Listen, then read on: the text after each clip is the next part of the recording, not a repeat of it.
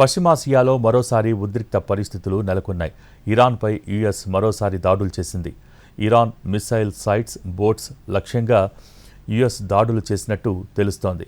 Self డిఫెన్స్లో భాగంగానే attack చేశామని యుఎస్ ప్రకటించింది. మరోవైపు లెబనాన్లోని హెజ్బుల్లా స్థావరాలే లక్ష్యంగా ఇజ్రాయెల్ దాడులు చేసింది.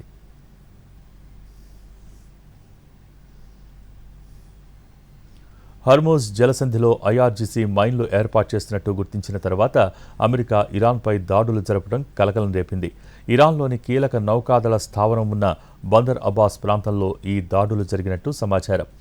క్షిపణి ప్రయోగ కేంద్రాలను కూడా అమెరికా బలగాలు లక్ష్యంగా చేసుకున్నట్టు తెలుస్తోంది. అయితే ఇవి యుద్ధ విరమణ ముగిసిందనే అర్థం కాదని అమెరికా వర్గాలు చెబుతున్నాయి.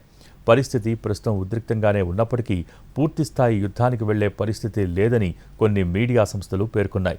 ఇటు హర్మూజ్ జలసంధి ప్రపంచ చమురు రవాణాకు అత్యంత కీలక మార్గం కావడంతో అక్కడ ఉద్రిక్తత పెరిగితే అంతర్జాతీయ మార్కెట్లపై భారీ ప్రభావం పడే అవకాశం ఉంది.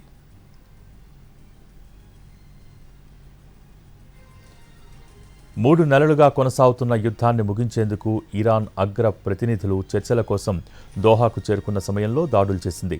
ఇరాన్ బలగాల నుంచి పొంచి ఉన్న ముప్పు నుంచి యుఎస్ సైనికులను కాపాడటం కోసం, ఆత్మరక్షణ కోసం దాడులు చేశామని యుఎస్ ప్రతినిధులు ప్రకటించారు.